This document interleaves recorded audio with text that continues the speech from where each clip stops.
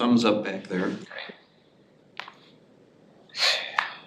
So I will call this special meeting of the Bicycle and Pedestrian Commission to order. The next item on our agenda is approval of minutes. The draft minutes from December 3rd, 2025, which will include in your packet. Do we have a motion? Motion to approve. Second. Motion a second. Any discussion on those minutes? Seeing none, all those in favor signify by saying aye. Aye. Aye. Aye. Aye. Those opposed, nay. Minutes are approved. Item number 3 is public appearances for non-agenda items. We have a member of the public with us, but has not signed up for the ability to hear for just 2 agenda items. So we can then move on to agenda item number 4A, which is resolution R-174-25, approval of the City of Fitchburg Bicycle and Pedestrian Plan 2025 update. Move to approve. Second. We have a motion and a second. We do have a registrant here. Was that a second, sorry, by Jim or by Brandon? Brandon. Okay, thanks. We have a member of the public here who wishes to speak, so Steve will invite you forward.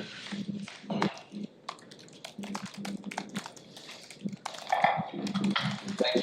Steve Arnold, 2530 Targhee Street, representing Bike Fitchburg and the Wisconsin Bike Fed. First, I would point out that I am on what I thought was a steering committee, but it was apparently a one-time thing. It would have been good to just be able to join the discussion rather than be restricted to 3 minutes. The list of changes proposed and rejected was very hard to read, so I don't have a printout. I did bring my computer in case I have to refer to it. Many of the proposed improvements were dismissed with the reason of content preference not critical to change should have been submitted during the draft stage for staff and consultant review. I wonder what was the draft stage? Was that the text-only version that we discussed in August? Why was a referral draft issued if no changes could be made? And whose preferences are paramount? It seems like there's a strong staff preference for no change.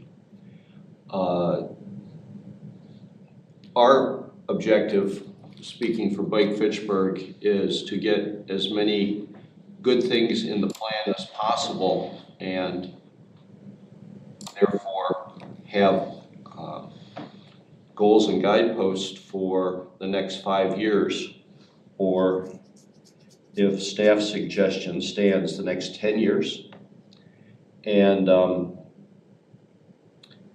it appears that only typographical changes and other minor additions were allowed.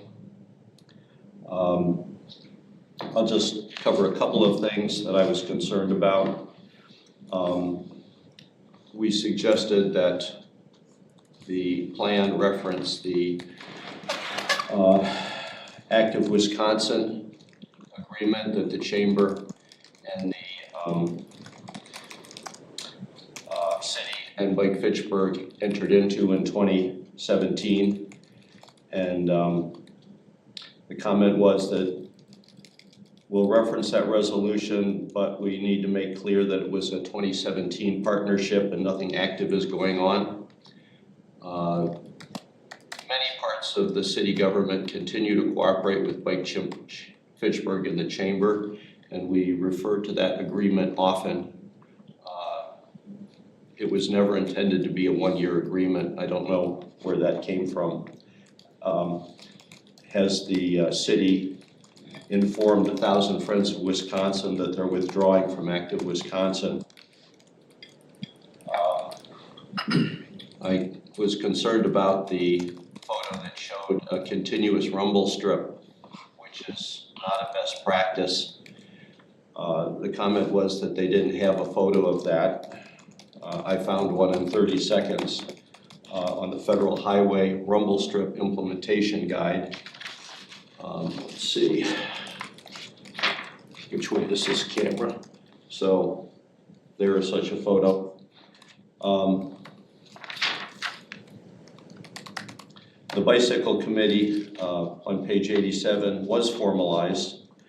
If you like, you could call it the ad hoc bicycle committee, but it was formalized because when I was mayor, I established it as an ad hoc committee.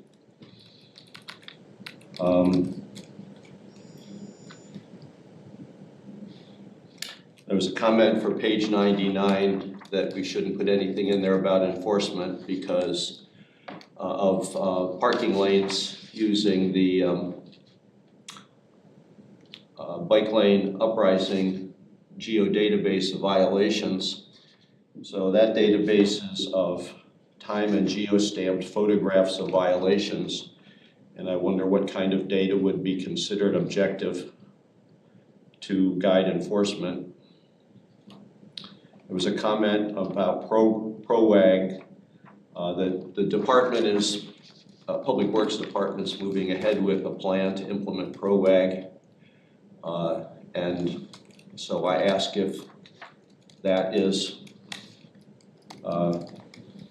if a department's plan to do something means that it should not be in the plan. And on page 100, there was a comment that we could have a policy to allow bikes on sidewalks. You could have a policy, but it would be ineffective under the state statute. The state statute requires an ordinance, so that's why I called that out. So those are some of the things that I got from Phil's table, and I leave it for you to decide what to do with any of those things. I'm happy to answer any questions. Are there any questions from the commission for Steve?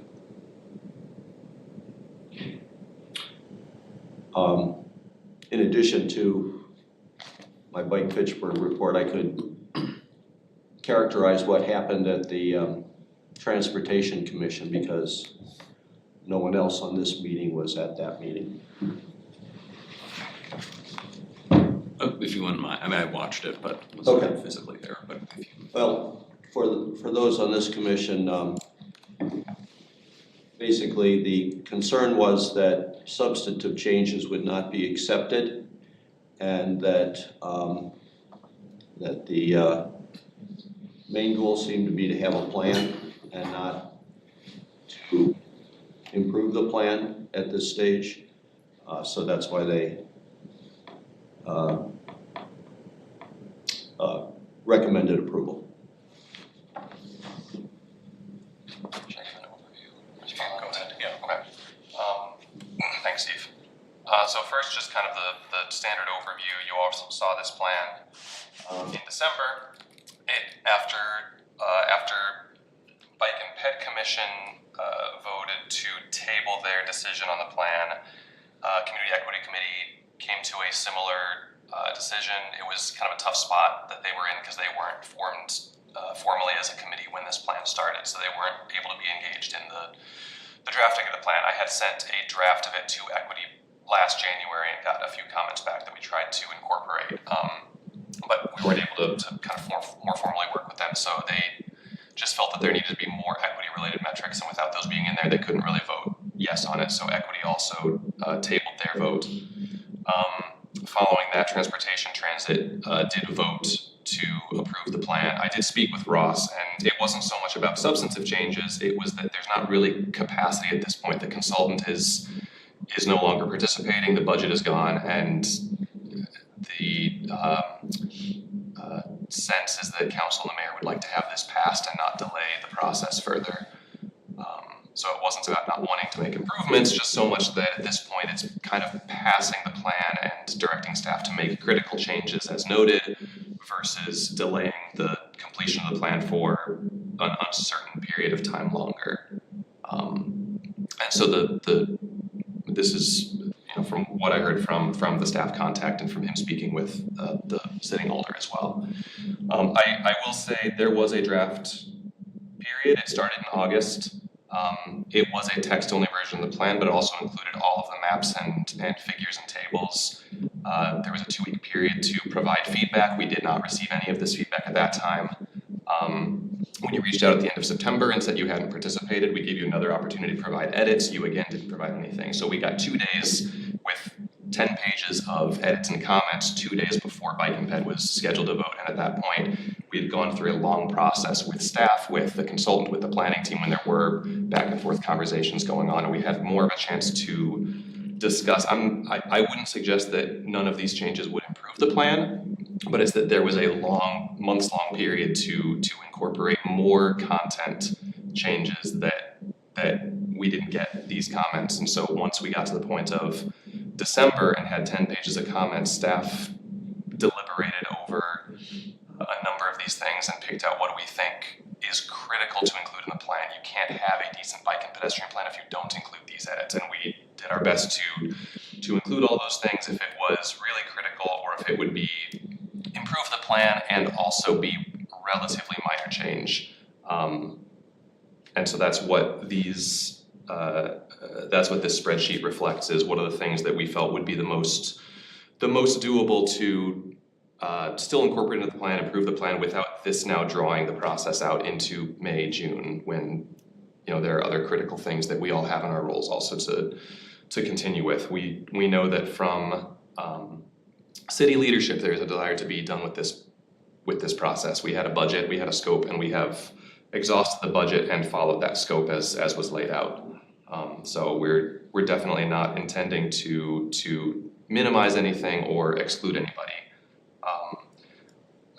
I certainly can look at the lingo on that Act of Wisconsin together. It was a conversation with a city leadership member that I put somewhat inartfully in the spreadsheet there. It's not so much that there isn't an ongoing partnership with Bike Fitchburg and the city, but the Act of Wisconsin together, I'd be interested in discussing with you what the scope of that was, and the ongoing nature of partnering specifically through that versus more broadly partnering as organizations, which has continued.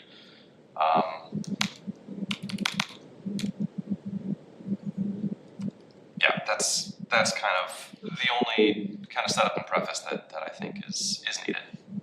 But that is, oh, sorry, one more thing.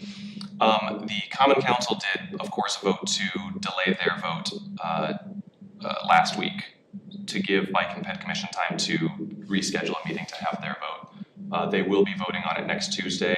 I will probably again request that they add a whereas or therefore clause that simply directs staff to make critical changes before publishing the final plan. But I anticipate that council is going to vote to approve the plan.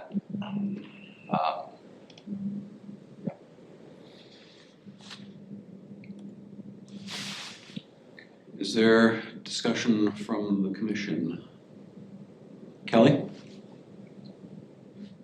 I am wondering if there's a chance that we could approve for now, but also write it, change the way we do things so that every year we are doing small updates or edits as necessary, so that there's not one huge document that we decide on once and then just implement as is for the next 5 or 10 years before we get a chance to make any small changes that seem appropriate or necessary.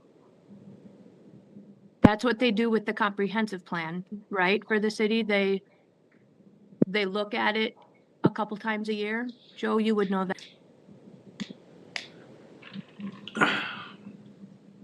Doesn't the comp plan make like there's minor amendments that are made, and those are usually voted on if I understand correctly?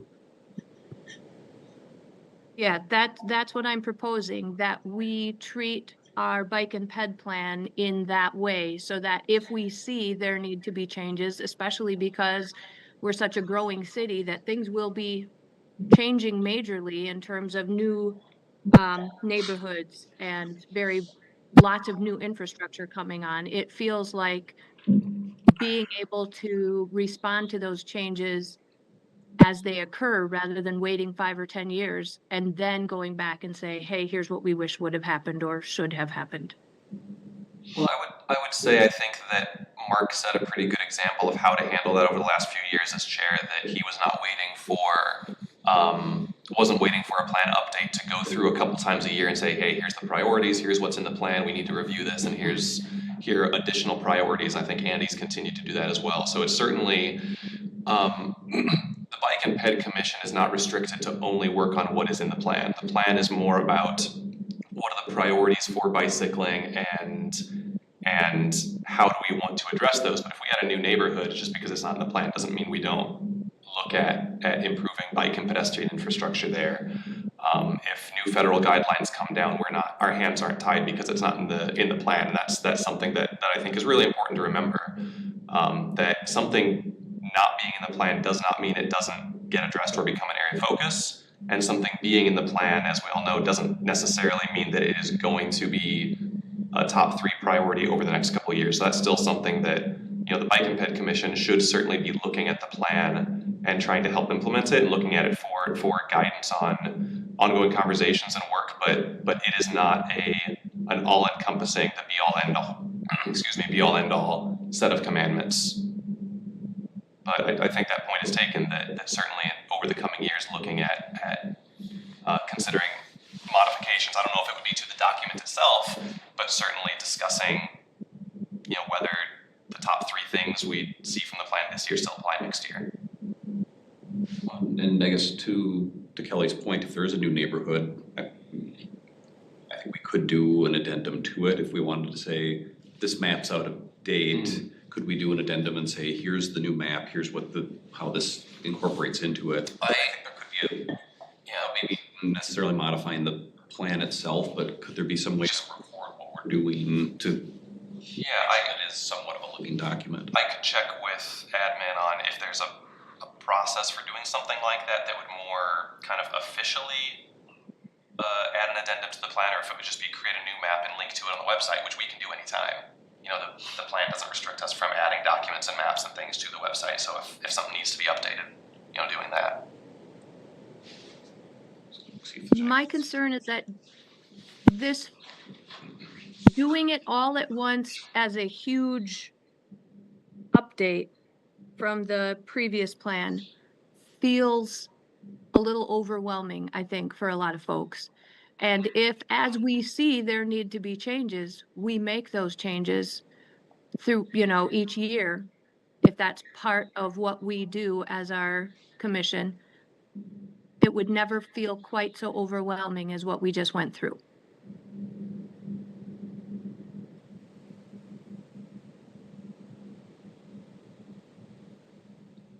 Yeah, this is Jim. I would kind of agree with the kind of an annual update. Hey, we're looking at this once a year. Hey, what major changes do we need? What major updates do we need? And also making this available to the public. I mean, I think the public needs to know the plan as well, needs to have an accurate copy of the plan as well. And, if we kind of say, hey, we're going to do an annual update. I think multiple times a year might get a little bit much. But if we can do it, hey, January or some month, we say we're going to do an annual update, that would make a lot of sense. I mean, I do like the idea of it being more of a living document and agree. I think Mark did do that with kind of bringing the plan and the action items back periodically throughout the course of the year, just to say what are our priorities. This is what was identified in the plan. So sort of to Phil's point of, we can keep reviewing things, making sure that the plan is what we want it to be. But then to Kelly's point of if there are major changes in the city, or if there's some major either change in the city or just kind of globally, again, thinking back when we first did this plan, like e-bikes weren't a thing and now they are. And if there's some major thing, even if we don't necessarily decide what it is, to at least address in some sort of a formalized process to say, this is a thing, here's kind of our interim recommendation on what we're doing with it. At some point, we'll do a larger revision of the plan. Yeah, at least have a starting point then, because we've been sort of cataloging as we go along. Yep. These are the things that need to change within it.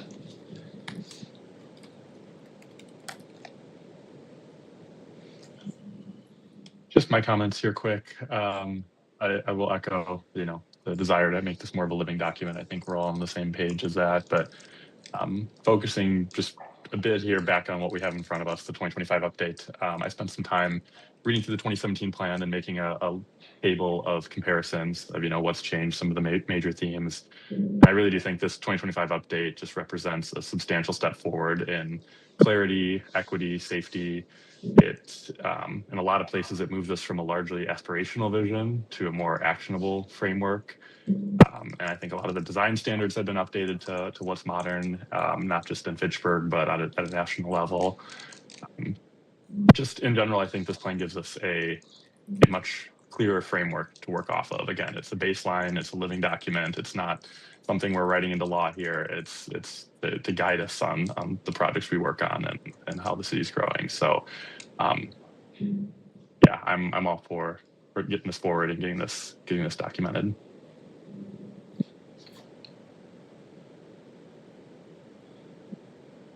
Any other comments, Mark or Joe?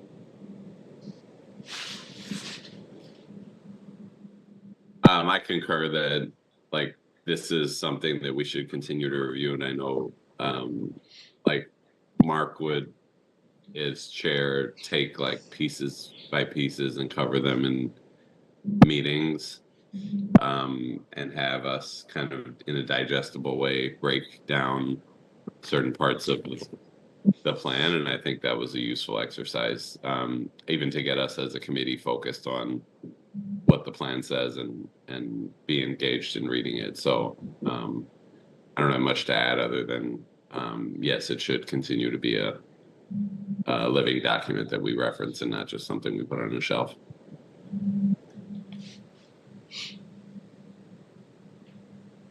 Steve? Yeah, concur with what Joe just said. The act of reviewing it annually is going to make sure that it doesn't get ignored. I think that looking at the comprehensive plan minor update analogy, it's, let's see, should do this. It's typically the map of future land uses that get updated. And I think that that analogy holds for the bike and ped plan. It's the map and also the action items that would be likely to be updated. So you could recommend that a note be put in the map that this map may change and that the latest one will be found on the city website and provide a stable URL for it. You could, as a committee, a commission, undertake to devise a procedure where you say, every year in December we're going to do this, and every year in February we're going to do that, and that's our new process for reviewing the plan. And that's something you could adopt as your own committee rules of operation. So I think Kelly's has a very good idea. That is something that the Resource Conservation Commission already does, is they kind of have an annual calendar of events, they call it. Each month, are there certain things that we know we're gonna talk about? So, there are certain months, because they always help coordinate the shred and recycling events on campus, that happens in April and September every year. So they know at the preceding months they need to start talking about planning for that. Different review items that are regularly spaced. So, BPC, certainly we could talk about having things that we just know every November, every January. I've got the months off, December and February, we're in even months. But yeah, certainly we could create a little bit more of a regular schedule of items for certain meetings.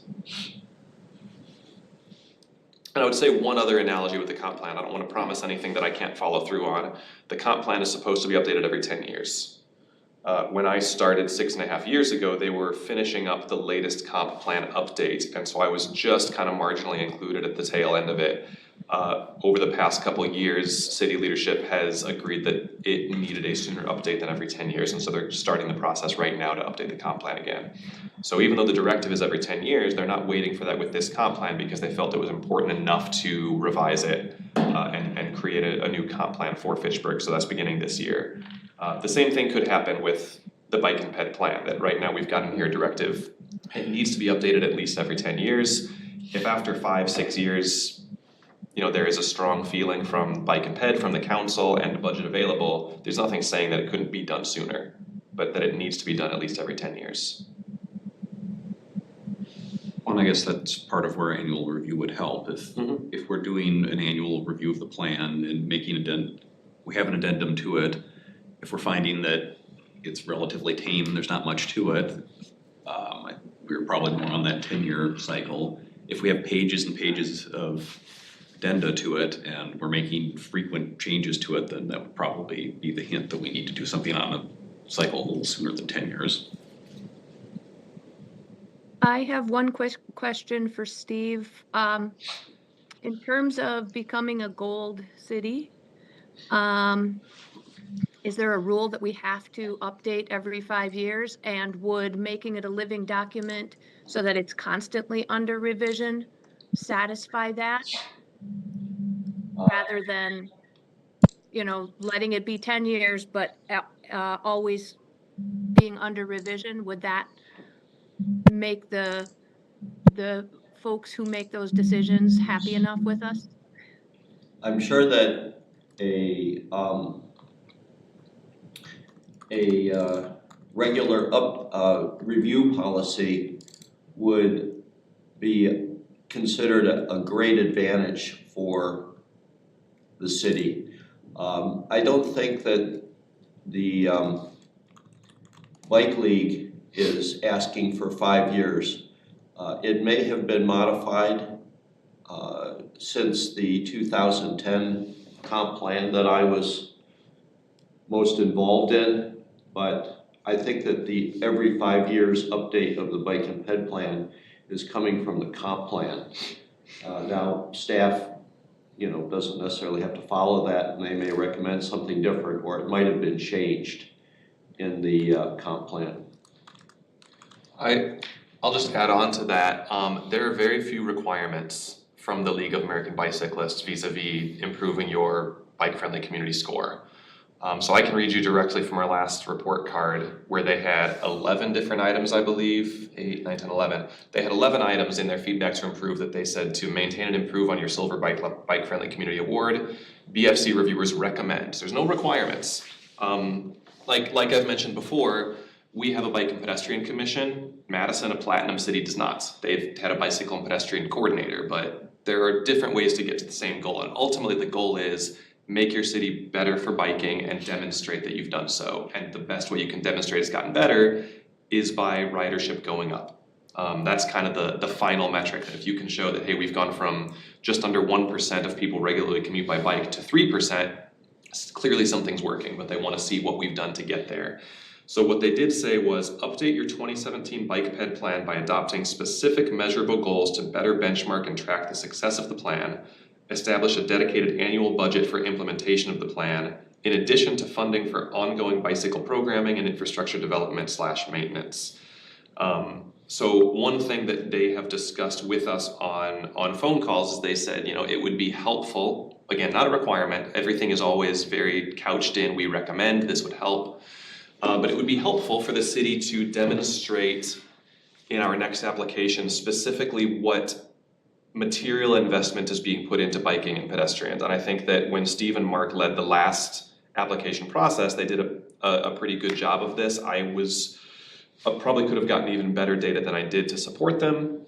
But if we could pull out from our budget, here's specifically what funding was spent on biking related things, it's difficult to parse out because when you've got a large road project like Cyene, Ross isn't necessarily tracking this % of the Cyene road project was spent on biking and pedestrian infrastructure. But something like that, you know, if we could say that X% of our public works budget is going to bike and pedestrian things, that would help. You know, where they mention establish a dedicated annual budget for implementation of the plan, again, it's tough to parse out because there are parts of Ross's infrastructure budget that are specifically dedicated to improving biking and walking. We're not in our budget requests every year specifically calling out the bike and ped plan, but there are things that are in our budget that are specifically to improve things that have been identified in it. So you can see there are things that we could maybe try to find a better way to pull out the data and call it out to the bike league. There's nothing where they require us to do any specific updates. But there are things that we could maybe do to better demonstrate, here's how we're working to implement it. Thanks, Steve and Phil. Okay, is there any further discussion on the resolution before us? Seeing none. All those in favor of recommending resolution R-174-25 for approval signify by saying aye. Aye. Aye. Aye.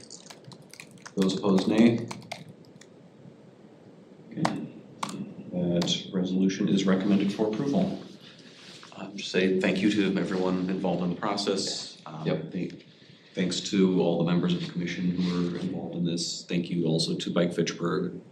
And again, to Mark, especially for kicking this off months before the actual process began, which I know as Kelly mentioned, regular review is really helpful in that it was very overwhelming.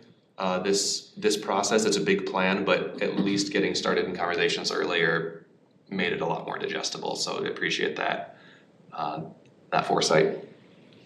Thanks to you as well, Phil, and Ross isn't here, but if you could pass on our.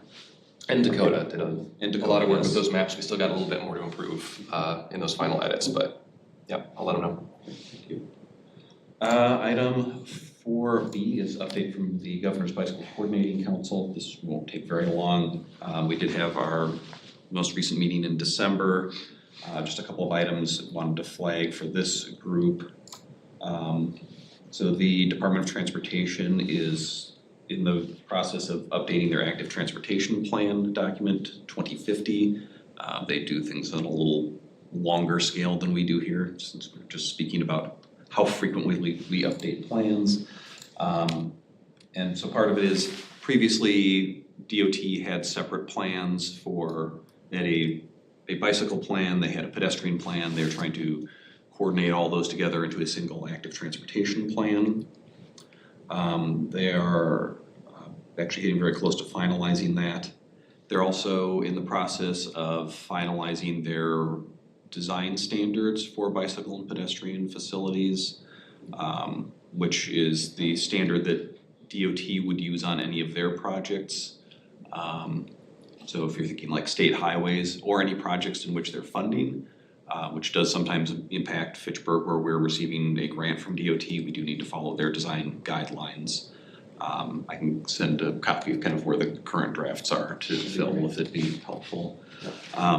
As well as, I think Fitchburg, to an extent, does a lot of its own planning because it's a big enough community. But I think it's also important with the design standards because a lot of smaller communities that don't have their own dedicated engineering departments tend to fall back on what DOT recommends for design standards. Especially because of the places where we've got interfaces with state trails, that understanding those design standards is good to try and align those as best we can.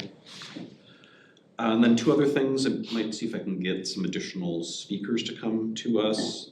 We did have an update on a statewide bicycle and pedestrian counting pilot program that is occurring primarily in the Milwaukee area, where they're using trail counters to actually go through and count bike and ped trips, but then they're using sort of a statistical model to try to determine, based on what we're seeing at these specific locations, and actually map out what does the larger bike and ped network look like. So it was kind of a combination of like engineering and computer science faculty at UW-Milwaukee who are working on this to try to generate this sort of interactive map and then actually have it update in real time so that as counters were seeing things, they could try to help. But one thing they might be interested in is, since we do have counters, they're always looking for data. And so to the extent that we might be able to partner with them and just say, either here's our data when we collect it so that it's something that they can help build into their model as they look to expand to a more statewide footprint. Also additionally, I think they're looking to place some of their own reporting equipment that might be able to figure out where we have gaps within our own county network and Do you know see what if type we of can. counters they have? Something fancier than a single infrared beam? I believe it is. I believe they're using echo counter for it. If they're using eco counter, Echo that, counter. that'd be a lot more. Do our counters report anything like over a network, or is it like you go up and manually read the number that it has on it? Our counters, you manually go up and you connect a little portable hub to it and then come back and import that data into the computer. It's very basic. It basically counts the number of times the infrared beam was broken.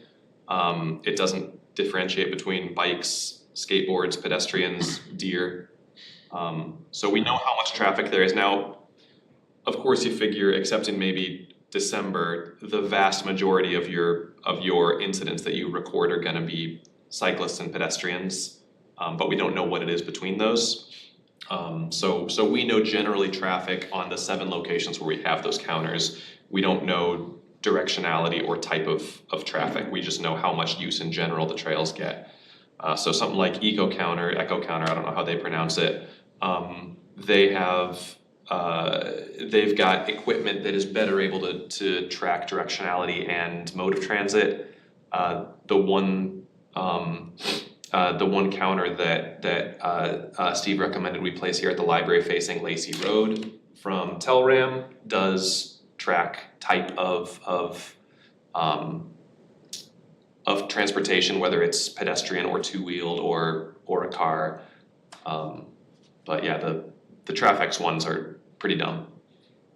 So they give a general vague sense. I know this has been brought up before, but just to offer one more time, I know if there's a desire to collect this data more frequently, as commissioners, I'm happy to jump on a rotation to help collect that data. And if it helps initiatives like this that we can report back more frequently, happy to do Duly that. noted. Yeah, but went out with Mark and Andy and Steve, kind of showed them the ropes, and certainly if you're interested, we could expand that. I gotta get a can of Raid for the. Yeah, so bring wasp spray. We've determined that. I've had spider and ant issues before, but last year was the first time that wasps were a problem. Nice.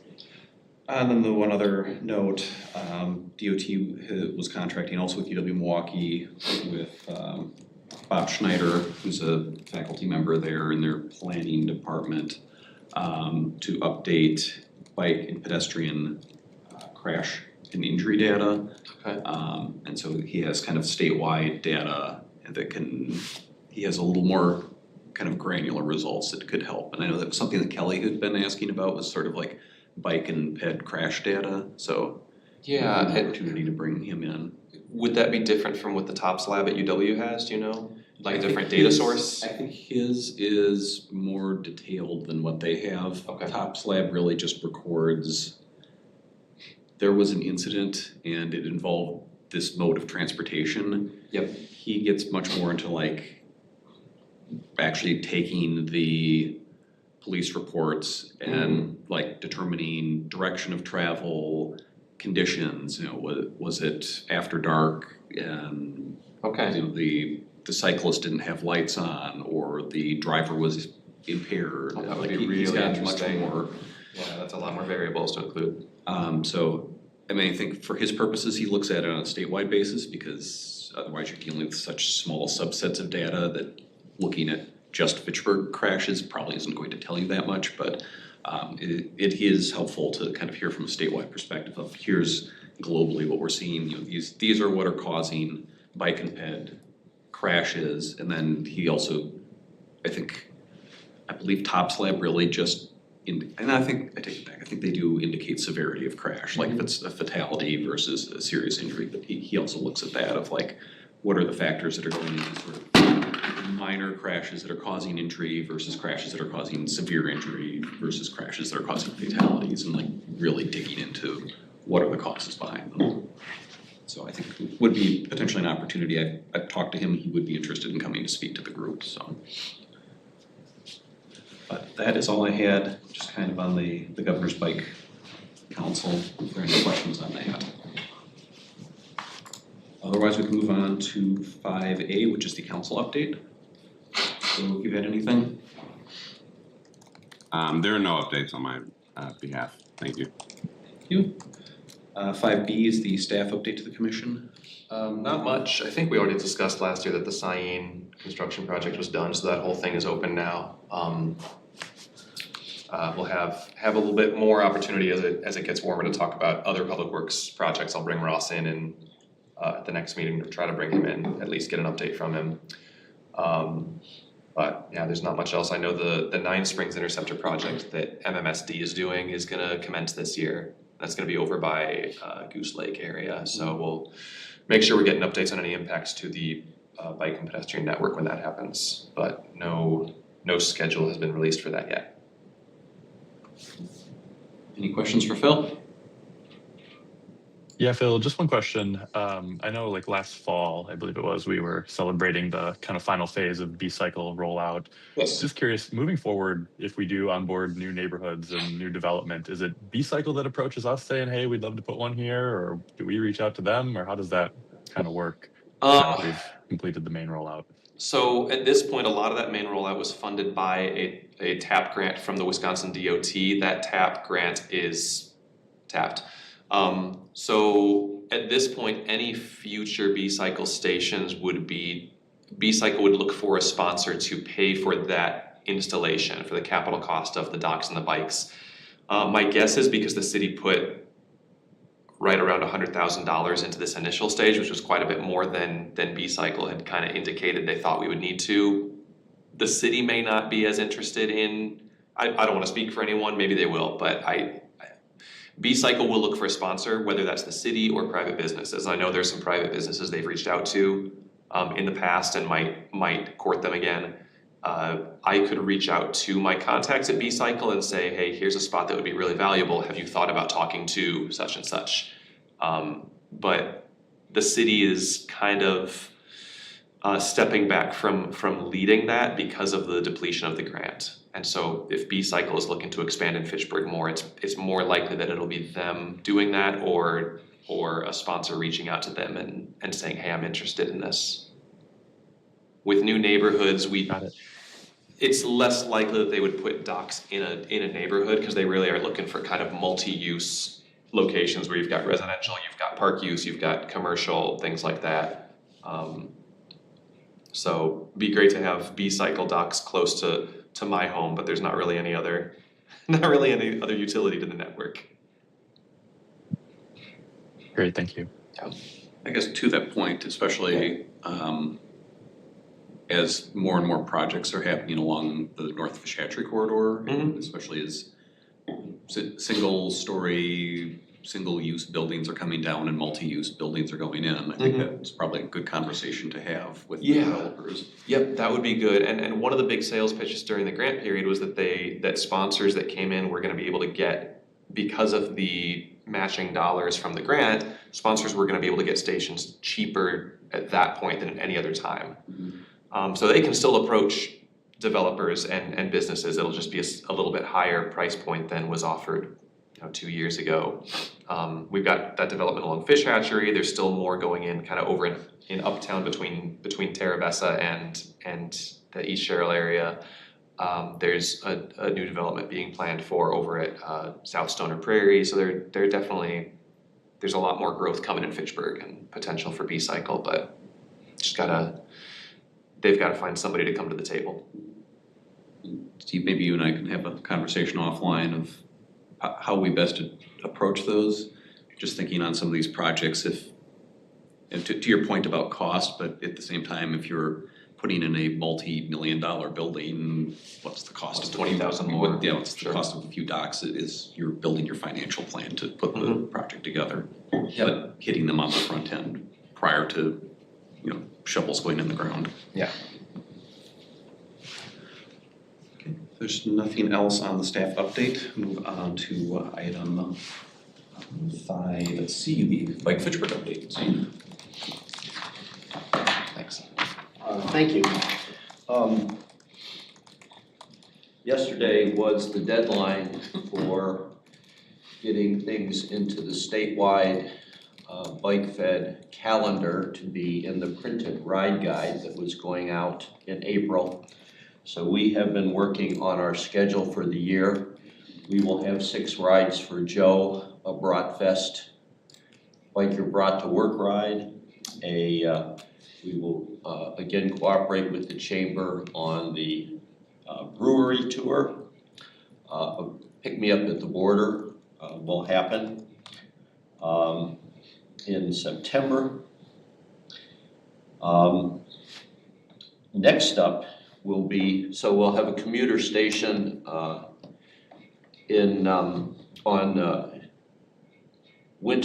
International Winter Bike to Work Day. That is February 13th. Come by the Velo Underground for hot coffee and bagels. That is a Friday. Normally we do these things on Tuesday, so we're moving it to Friday because we discovered that we were the only ones celebrating Wisconsin Winter Bike Week. So we're going to move from that Tuesday to the corresponding Friday to get in sync with the international movement. It's a lucky day. What? It's a lucky day. It's Friday the 13th. Friday the 13th comes on Friday this month.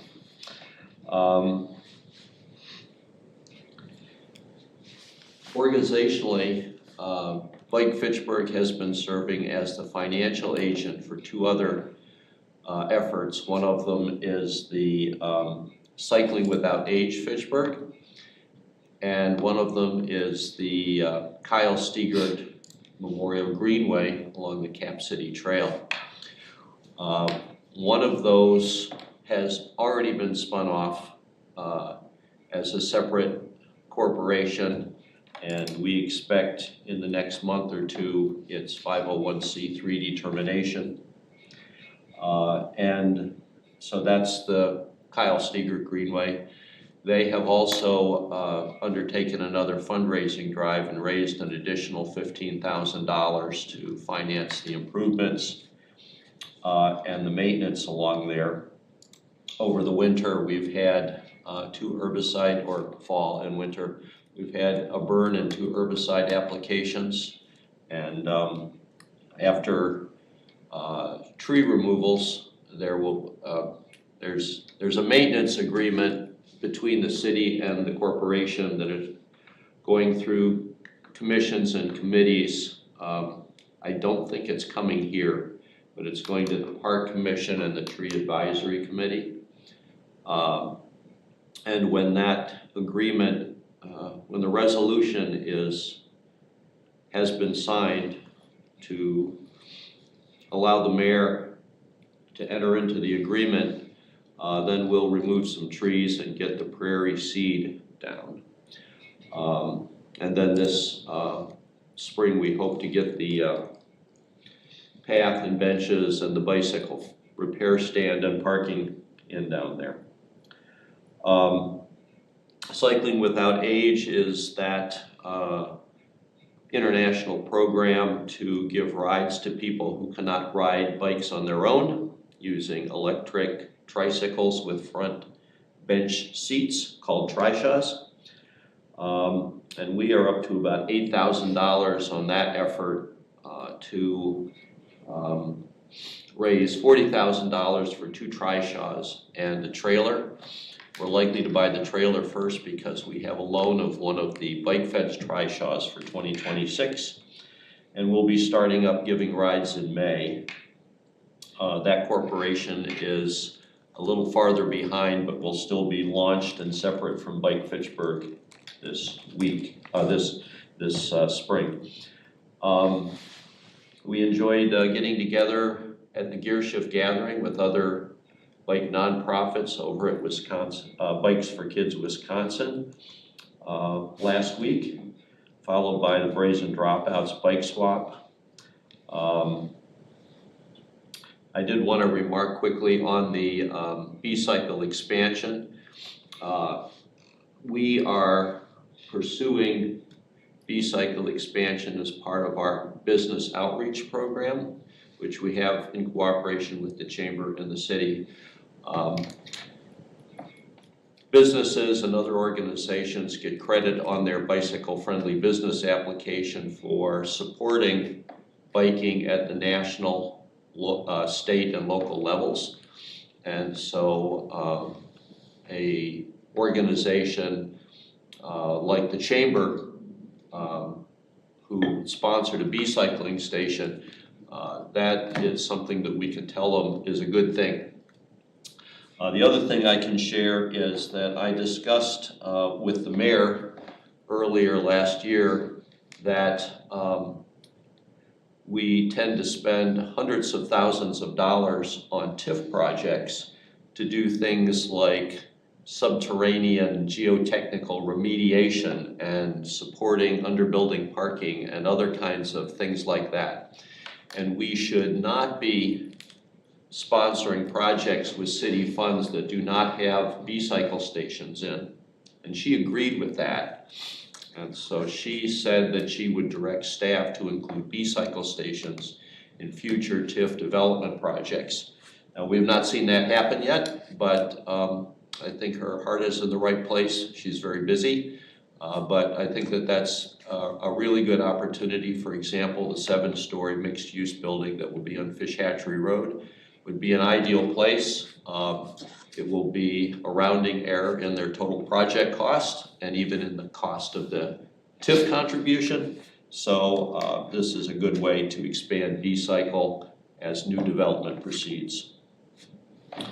I just wanted to bring up one thing that will be of interest from the statewide bike fed front.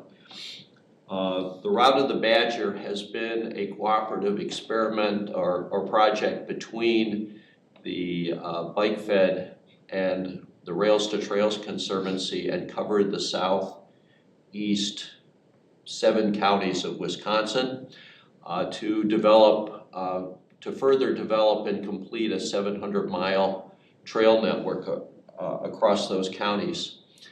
And it has been so successful. Well, where Rails to Trails has a staffer stationed in Wisconsin that works on this full time. And they are at the Wheel and Sprocket store in Bayview where the Bike Fed has its offices. And it's been so successful that they are expanding it statewide. And so that will be, the Route of the Badger will be a theme to complete and extend our trail network statewide, and that will certainly benefit and affect Fitchburg. So that's what I wanted to report. Any questions about our activities? Thank you. Thank you, Steve.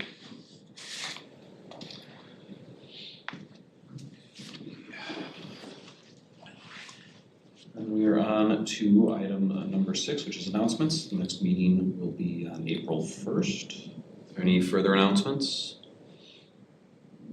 Seeing none, move on to item number 7, which is adjournment. Adjourn. Motion by Joe, is there a second? Second. Second. Second. All those in favor signify by saying aye. Aye. Aye. Aye. Aye. All right, we are adjourned. See people in April, if not sooner. Enjoy this sub-zero weather coming up. Negative.